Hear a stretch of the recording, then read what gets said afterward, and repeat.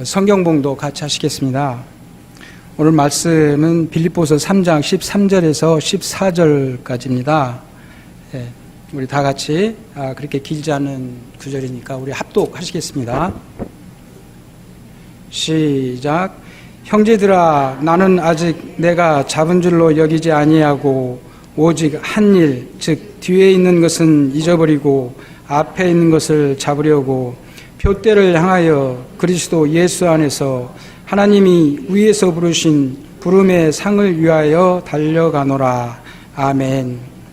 오늘 말씀은 그 부름의 상을 위하여라는 제목으로 우리 아까 소개해드렸던 김영준 목사님께서 말씀해 주시겠습니다. 여러분들 하늘의 은혜와 감동 있는 말씀이 되시길 간절히 바랍니다. 네, 우리 목사님 앞으로 나와 주시기 바랍니다.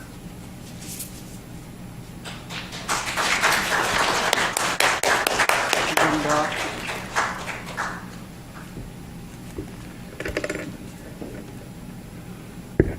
먼저 하나님께 감사와 찬송을 드립니다. 이렇게 생수교에 와서 여러분 만나 뵙고 함께 예배 드리겠니 감개가 무량합니다. 오늘 이 예배를 통해서 하나님께는 영광이 되고 여러분에게는 큰 은혜가 넘치는 이 시간이 되시기를 소망합니다. 잠시 기도하겠습니다. 하나님 감사합니다. 성령님, 이 시간 성령의 바람으로 운행하시옵소서. 성령의 두루마기 입혀주시되 성령의 검으로 역사하여 주옵소서. 성도들의 마음의 문을 열어서 말씀을 통해 은혜 받고 하나님 만나며 새롭게 결단하는 이 시간 되게 하여 주시옵소서. 예수님의 이름으로 기도하옵나이다. 아멘. 오늘 본문이 기록되어 있는 빌립보서는 사도 바울이 복음을 증거하다가 감옥에 갇혀서 감옥에서 쓴 편지입니다. 그래서 우리는 빌립보서를 말할 때 옥중 서신이다라고 말합니다. 4개의 옥중 서신이 있습니다. 골로새서가 있고 에베소서가 있죠. 골로새서는 기독교의 교리 기독론을 강조했고 에베소서는 교회론을 강조한 것에 비해서 빌립보서는 윤리적인 문제, 사도 바울의 어떤 개인적인 신앙의 간증, 결단 같은 그러한 개인적인 내용들이 많이 들어 있습니다. 오늘 본문이 기록될 이 당시 시기적으로 보면 사도 바울이 거의 복음의 사역의 마지막 때 감옥에 갇혀서 재판의 결과를 기다리면서 이 재판의 결과가 잘 돼서 이제 무죄가 선고돼서 내가 다시 자유를 얻고 복음을 증거하게 될런지 아니면은 재판의 결과가 사형이 선고돼서 순교의 죽음을 하게 될런지 그는 생과 사의 그 갈림길 앞에서 특별히 오늘의 본문은 자기의 지나간 신앙의 삶을 돌이켜보면서 그걸 냉정하게 평가하고 새롭게 결단합니다. 오늘 사도는 이렇게 처음 시작합니다. 형제들아, 난 아직 내가 잡은 줄로 여기지 아니하고 형제들아, 난 아직 내가 잡지를 못했습니다. 이루지를 못했습니다. 아직 멀었습니다. 부족합니다.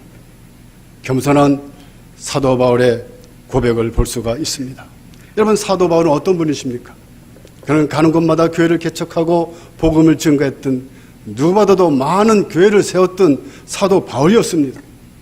고린도, 로마, 에베소, 갈라디아, 마케도니아, 소아시아를 그는 다니면서 많은 교회를 세웠던 분입니다. 그리고 그는 또 누구보다도 능력의 사도였습니다. 예수 그리스도 이름으로 안진병을 일으키고 죽은 자를 살리는 능력이 그와 함께 있었습니다. 심지어는 하나님께서 그에게 어떤 희한한 능력을 행하는 걸 주셨냐 하면은 사도 바울의 몸에 있는 손수건을 꺼내서 병든 자에게 그 손수건을 얹어놓으면 병이 낫고 악기 들린 자에게 그 손수건을 얹어놓으면 귀신이 쫓겨가는 놀라운 능력이 그에게 나타나기도 했습니다. 그뿐입니까? 그가 받은 계시는 우리가 말로 다 표현할 수가 없습니다. 그가 갈라디아에 보내는 편지에서 그는 이렇게 고백합니다. 내가 복음을 전하는 것은 사람에게서 난 것이 아니요 누구한테 배워서 난 것이 아니라 온전히 예수 그리스도의 계시로 말미암았다라고 그는 고백합니다. 그렇게 그는 누구보다도 계시에 있어서는 많은 계시를 받았던 사람입니다. 그는 3층천까지 올라가서 가히 상상할 수 없는 하느님의 음성을 하늘나라의 나골의 말을 듣기도 했던 그런 사람이었습니다. 그리고 그는 또 복음을 증거하면서 누구보다도 많은 고난을 받았던 사람입니다. 매도 많이 맞았습니다. 돌에도 맞았습니다. 아시아에서 받은 그 고난이 너무 심해서 그 마음에 사형 선고를 받았다고 고백할 정도로 그는 죽을 고비를 많이 넘겼습니다. 선교 여행 중에 추위에 떨고 배고픔에 굶주리고 동족 이방인에게 여러 가지 핍박과 그 상처를 받았던 그 고난을 많이 받았던 사도였습니다. 그리고 지금 그는 또 감옥에 와 있습니다. 그럼 이 정도 했으면은 자기의 신앙의 삶을 돌이키면서 나는 그래도 좀 한 곳이 있구나. 내가 좀 이런 곳이 있구나 하고 자만할 수 있을 터인데 오늘 사도 바울은 전혀 그런 것이 보이지 않습니다. 오히려 그는 겸손하게 형제들아 나는 아직 내가 잡지를 못했습니다. 겸손한 그의 아름다운 고백을 오늘 볼 수가 있습니다. 여러분 사도 중에 가장 예수 그리스도를 닮은 사도가 바로 사도 바울입니다. 그는 먼저 무엇보다도 예수 그리스도의 겸손을 닮기를 원했습니다. 예수님은 어떤 분이십니까? 그의 본체는 하나님 아버지십니다.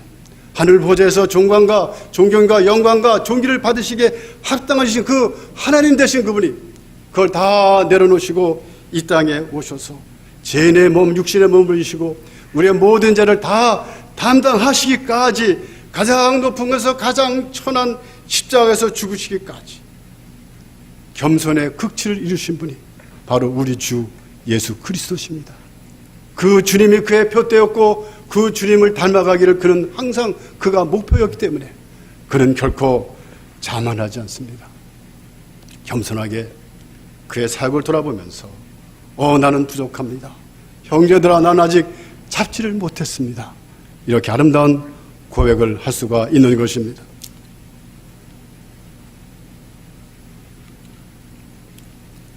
예수님의 제자들이 다 이렇게 겸손했으면 얼마나 좋겠습니까? 다 그런 것은 아닙니다. 우리가 잘 아는 제자 중에 제자, 사도 중에 사도 베드로는요, 처음에는 겸손하게 시작했습니다. 그가 예수님을 처음 만났을 때 그는 땅에 엎드려서 예수님에게 절하면서 주여 나는 죄인이옵니다. 저를 떠나시옵소서. 이렇게 겸손하게 시작했지만 베드로가 사도 중에 사도, 그리고 주님과 함께 많은 일을 행하게 되자 자기도 모르게 어느 날 큰 소리치는 그러한 일이 발생합니다. 그래서 그가 큰 소리치고 자만하다가 그 이름에 오점을 남기고 비극적인 자리에 떨어졌던 사건이 하나 있는데 우리가 잘 아는 예수님을 3번이나 부인했던 사건입니다. 예수님께서 십자가에 달리시는 날 제자들을 불러놓으시고 내가 이제 목자를 치니 양떼가 흩어지리라. 그런데 다 너희가 나를 버리고 도망할 것이다라고 예수님이 예언하십니다. 이때 베드로가 주님 여기 있는 제자들은 다 그리할지라도 저는 결코 주님을 버리지 않겠습니다. 큰 소리 칩니다. 자기 의지대로 할 수 있다고 지금 베드로가 큰 소리 칠 때에 예수님께서 다시 말씀하시죠. 내가 진실로 너에게 이르노니 오늘 밤 닭이 울기 전에 네가 3번 나를 부인하리라.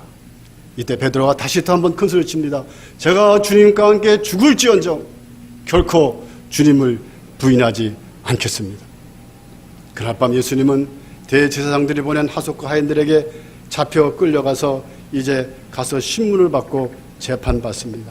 베드로가 멀찌감치 쫓아가서 그 광경을 보고 있는데 여종 하나가 쫓아와서 당신은 분명히 갈릴리 예수와 함께 있었도다 라고 다구치니까 베드로가 나는 네가 무슨 이야기 하는지 모르겠다라면서 첫 번째로 우리 주님을 부인합니다. 잠시 후 다시 다른 여종이 와서 베드로를 보고 또 다구칩니다. 너는 분명히 나사렛 예수와 함께 있었도다. 이때 베드로가 나는 그 사람이 누군지 모른다고 2번째 우리 주님을 부인합니다. 그러자 좀 있다가 거기 있던 사람들이 이제 베드로를 다구칩니다. 너는 분명히 그와 함께 있었던 일당이다. 우리가 안다. 이때 베드로는 저주 맹세하면서 나는 도무지 그 사람은 모른다면서 주님을 세 번째로 부인하자. 곧바로 닭이 꼬끼요 하며 닭이 울자.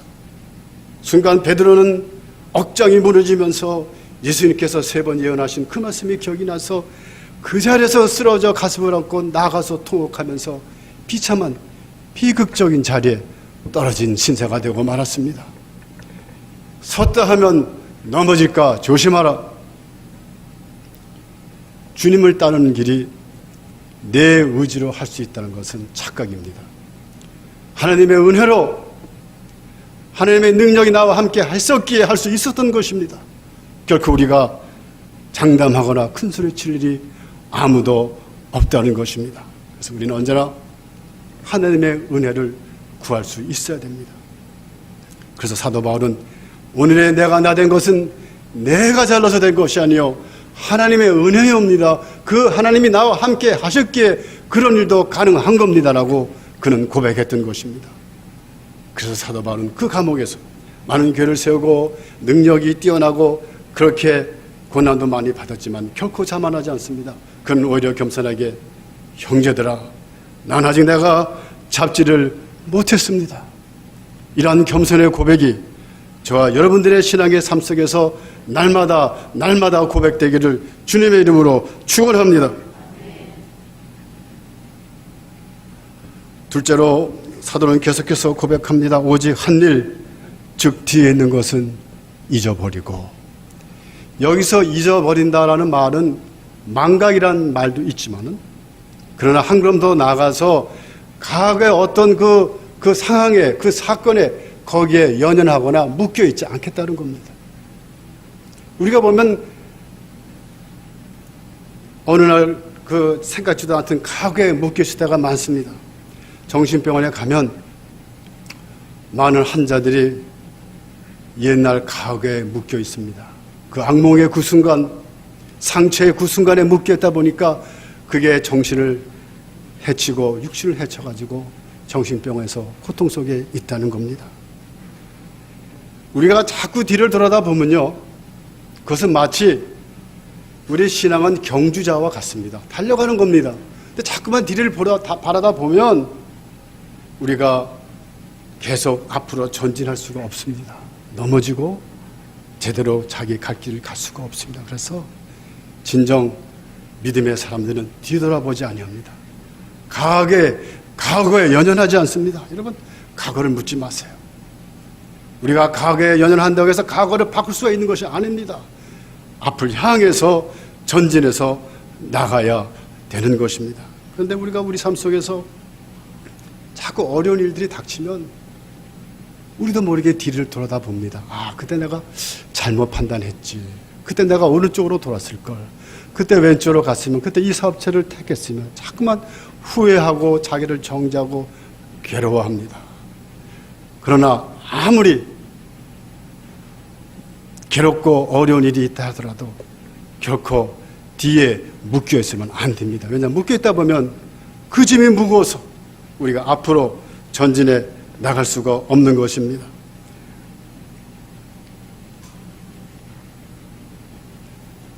이스라엘 민족이 그들의 삶 속에 어려움이 닥치면 그들은 자주 뒤를 바라보면서 옛날이 좋았어요. 애굽에서 살 때가 좋았지요. 고기도 먹고 고추도 먹고. 과거를 자꾸만 과거를 좋았다 그러면서 과거를 바라보면 그 다음에는 모세도 원망하고 하나님도 원망했습니다. 그렇게 원망하다가 그들이 큰 사고를 쳐서 정말 큰 대가를 지불하는 사건이 가데스 사건이라고, 애굽을 떠나서 강야에서 가나안 땅을 코앞에 두고 이제 바로 건너갈 그 시점에 그들이 과거에 묶여 있으면서 하나님 원망했다가 오히려 40년이라는 무서운 세월을 그들의 죄를 지고 방황하면서 유리하다가 거기서 죽는 큰 대가를 그들이 지불합니다. 참 무서운 일입니다. 처음에는 가볍게 원망하다가 군중 심리가 작동이 돼서 온 백성이 모세를 원망하고 그리고 믿음으로 고백하는 갈렙과 여호수아에게 오히려 돌을 던지려 할 때에 그때 하나님께서 간섭하시죠.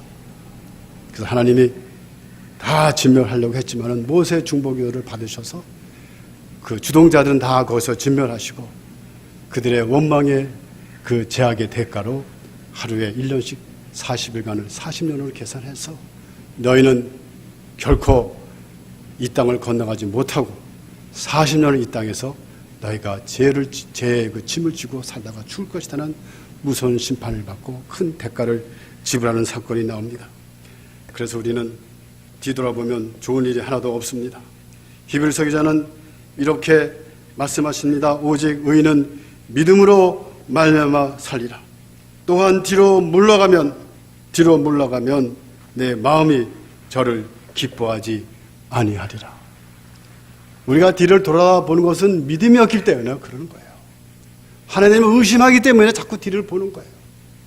진정 믿음의 사람들은 결코 뒤를 바라보지 아니합니다. 그래서 오늘 사도는 감옥에 있지만 그는 결단합니다. 뒤의 것은 잊어버리고. 이러한 고백이 여러분들 삶 속에 항상 있기를 바랍니다.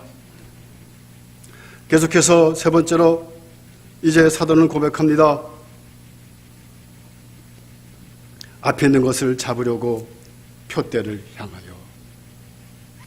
내가 비록 감옥에 있지만, 내가 내일을 잘 모르지만 그는 앞에 것을 찾겠다고 결단합니다. 앞에 있는 것은 무엇입니까? 내일의 아침, 하나님이 나를 향하신 섭리, 하나님께서 나에게 주신 약속, 그걸 붙잡고 상황을 이기고 나아간다는 고백입니다. 우리가 언제나 앞을 바라볼 수 있어야 합니다. 내 상황이 어렵다고 해서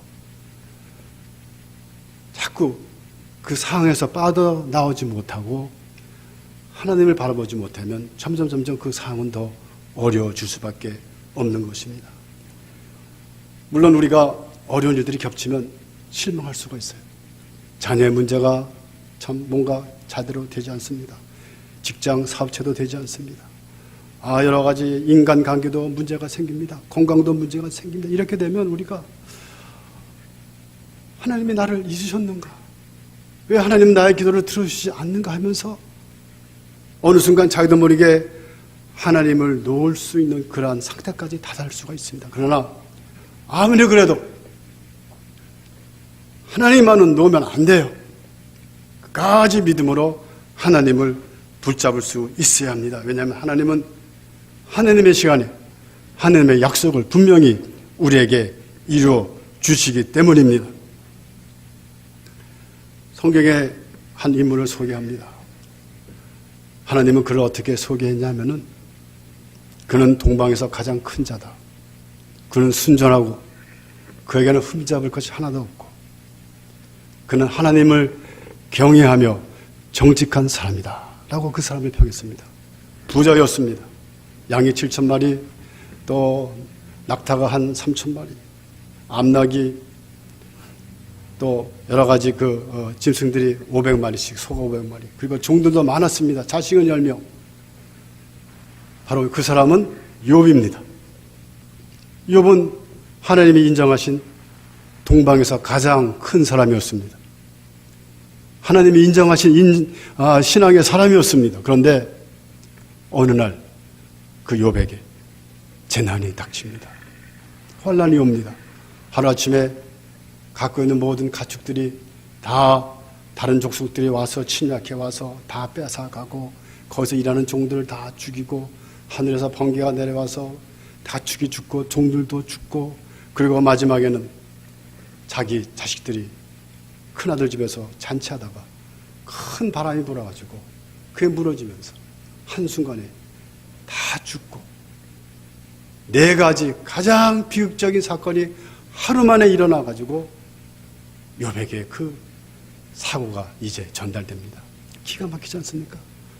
하루 만에 그 부자가 남부러울 것 없고 그렇게 하나님 앞에 인정받았던 욥이 한순간에 하루에 다 잃어버립니다. 그걸로 끝나지 않습니다. 그 다음에는 그의 몸에 악창이라는 무서운 병이 걸려서 온몸에 피고름이 나서 정말 깨진 기아장으로 긁지 아니하면 감당할 수 없을 정도로 그는 잿더미에 앉아서 긁고 있습니다.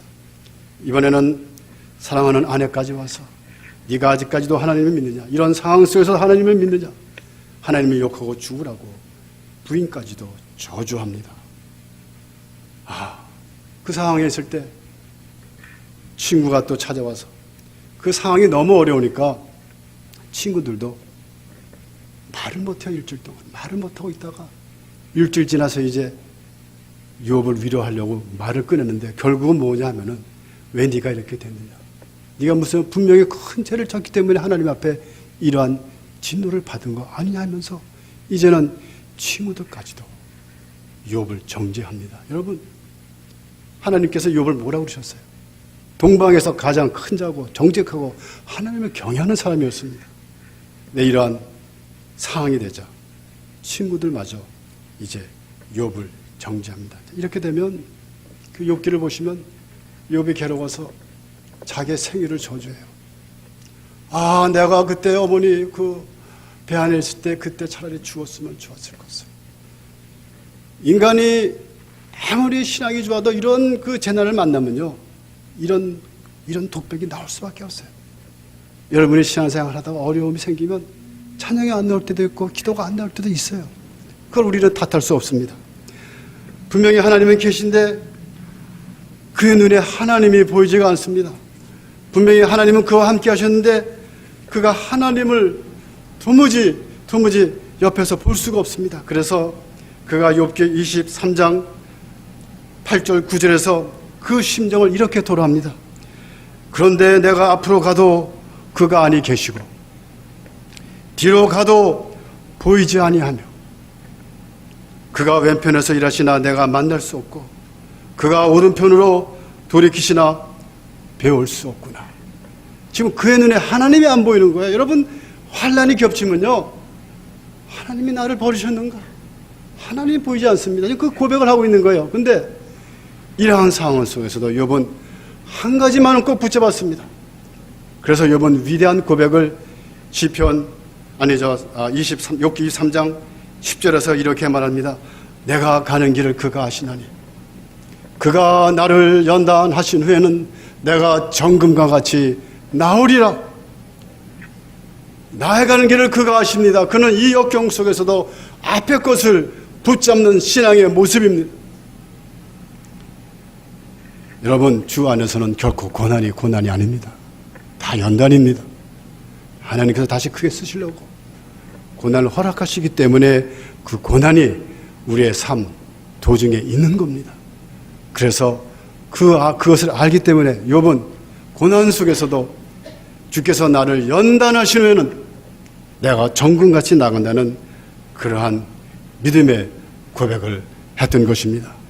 이 위대한 욥의 이 고난을 이긴 이 사건 때문에 지금도 많은 고난받는 성도들이 이 욥을 바라보면서 욥의 고백을 함께 독백하면서 고난을 이기고 고난을 연단으로 우리가 받아들이고 계속해서 정금같이 나갈 수가 있다는 것입니다. 여러분의 삶에 생각지 않는 어려움과 이해 안 되는 사건이 있다 하더라도 실망하지 마세요. 지금 사도 바울은 감옥에 있습니다. 끝까지 하나님을 붙잡고 계셔야 합니다. 그러면 하나님의 시간에 하나님께서 여러분을 들어주세요. 여러분을 세워주세요. 여러분을 구해주셔요. 여러분을 치료해 주십니다. 그래서 우리는 그 하나님을 미리 바라보고 오히려 그러한 상황 속에서도 찬송할 수 있어야 되는 것입니다. 이러한 사도 바울의 고백, 앞에 것을 잡으려고 표대를 향하여 이러한 고백이 여러분들의 고백이 될 수 있기를 주님의 이름으로 축원합니다. 이제 네 번째 마지막으로 계속해서 사도는 고백합니다. 하나님이 위에서 부르신 부름의 상을 위하여. 하나님께서 부르셨습니다. 하나님께서 먼저 택하셨습니다. 내가 택해서 그리스도인이 된 것이 아니고 내가 먼저 생각하고 그래서 내가 교회에 와서 봉사하고 있는 것이 아니라 모든 것의 시작은 하나님으로부터 시작되는 겁니다. 그 하나님께서 위에서 우리를 부르셨습니다. 섭리가 계셔서 하나님의 어떤 계획이 있기 때문에 우리가 부름받은 것입니다. 우리는 이렇게 이야기할 수가 있어요. 내가 어떻게 이사 와서 보니까 가까운 내 그 집 가까운 곳에 생수교회가 있어서 내가 이 교회에 나왔지. 내가 나왔어. 내 친구가 목사님의 설교가 훌륭하고 목사님이 너무 좋으니까 우리 교회에 나와. 그래서 내가 친구 따라 나왔지. 그거는 여러분들의 생각입니다. 모든 것은 다 하나님의 경륜과 하나님의 섭리가 있어서 이곳에 여러분을 불러 모은 겁니다. 생수계 공동체 여러분을 모으셨을 때는 하나님께서 하시고자 하는 뜻이 있습니다. 놀라운 일들이 있습니다. 그래서 이제 우리는 생수계 공동체 한 몸을 이뤘습니다. 다 소중하죠. 내 몸의 모든 것이 서로가 연관되고 소중한 것처럼 여러분들은 이 교회 안에서 공동체 안에서 소중합니다. 근데 하나님이 이제 우리를 부르셨죠. 그리고 또 우리를 부르십니다. 왜? 하나님은 하나님의 교회를 통해서 하실 일들이 있거든요. 김집사야, 너 나를 위해서 교회 성가대에서 봉사할 수 있겠니? 여전도에서 좀 봉사할 수 있겠니? 빌딩이 보니까 여러 가지 필요한 것이 많은데 좀 고쳐줄 수 있겠니? 네 시간을 좀 나를 위해서 줄 수 있겠니? 한인사회 보니까 불쌍한 사람들이 많이 있단다. 그런 사람을 좀 찾아가서 구제하고 나의 사랑을 증거할 수 있겠니? 오늘도 하나님은 여러분을 부르십니다. 여러분을 사용하시기를 원하십니다. 그 위에서 여러분을 부르세요. 그런데 이제 부름에 다 응하면 얼마나 좋겠어요. 어떤 사람은 하나님, 저는 아무것도 못합니다. 저는 자격이 없습니다. 하나님, 저는 아직 준비가 안 됐습니다. 한 5년이란 세월이 지나고 나서 자식도 좀 키우고 비즈니스도 좀 더 번창시키고 집도 좀 크게 해고 그래서 좀 모든 것이 여건이 성숙됐다고 제가 느껴지면 그때부터 제가 온몸을 다해서 하나님의 뜻을 따르고 봉사하겠습니다. 그렇게 이야기합니다. 참 안타깝죠. 그런데 이렇게 망설이고 주저하고 하나님의 부름을 거부하는 사람은 우리들뿐만이 아니라 구약에서 위대한 선지자 중에 한 사람 모세도 하나님의 부름을 거절했습니다. 여러분 믿어줄 수 있겠어요? 하나님께서 이스라엘 민족의 고통을 보시고 그들의 기도를 들으시고 오케이, 내가 이제 내 민족을 저 바로의 손에서 구해야 되겠다. 이렇게 하나님 작정하시고 모세를 부르십니다. 모세야, 너는 이제 바로에게 가서 애굽에 고생하고 있는 내 민족을 이끌어서 애굽에서부터 나오너라. 이때 모세가 뭐라고 얘기한지 아세요? 하나님, 내가 누구간데? 내가 누구간데 이스라엘 백성을 바로에 가서 구할 수가 있겠습니까? 완강하게 나는 자격이 없다고 그거 부정합니다. 하나님이 나를 그곳에 보내시면 그 사람들이 네가 보낸 하나님이 누구냐 그러면 내가 무엇이라고 얘기할까요? 하나님이 참 답답하시죠.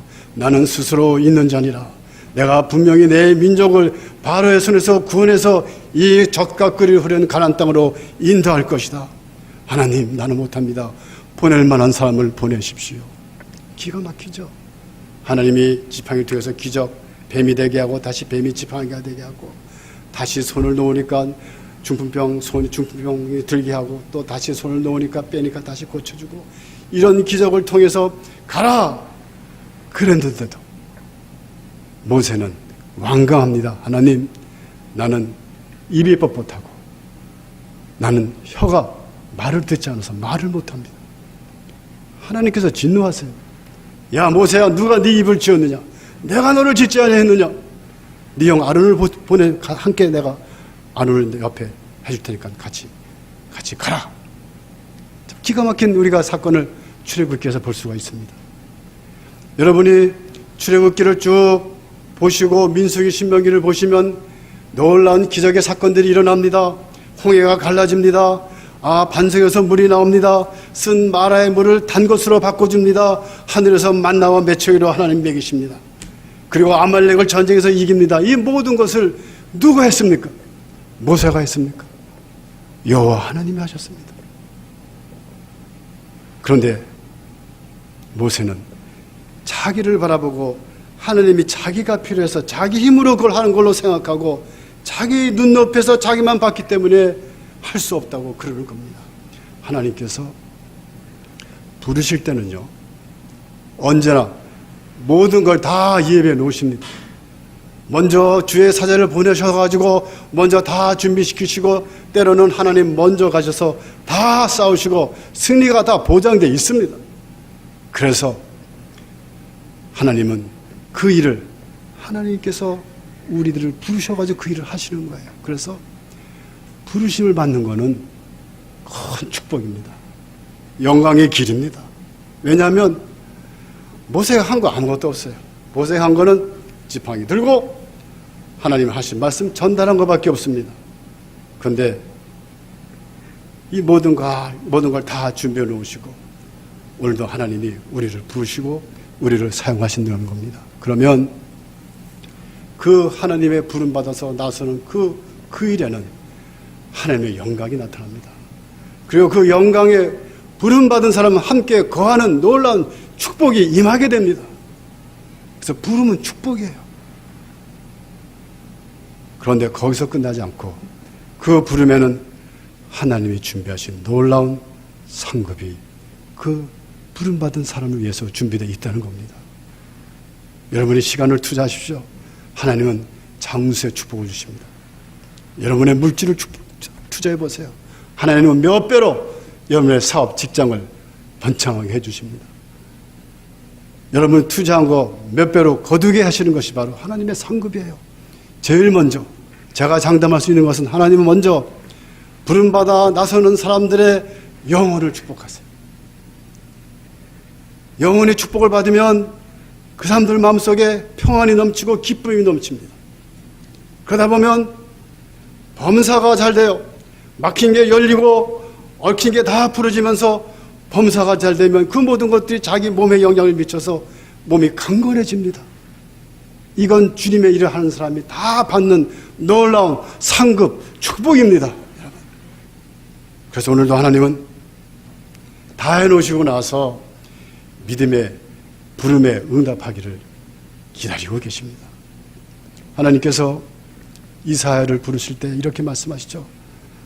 누가 나를 위해서 갈고 내가 누구를 보낼고. 이때 이사야 선지자가 주여 내가 여기 있나이다 나를 보내소서. 놀라운 고백을 해서 그는 위대한 이스라엘 민족의 위대한 선지자가 되었던 것을 알 수가 있습니다. 사도는 그래서 감옥 속에서도 놀라운 부름의 상급을 바라보면서 그걸 바라보고 한 해의 기쁨의 얼굴을 가지고 하나님 나는 그 부름의 상을 위해서 달려간다고 고백할 수가 있었던 것입니다. 이러한 믿음의 고백이 여러분들의 부름의 삶 속에서 날마다 고백되기를 예수님의 이름으로 축원합니다. 기도하겠습니다.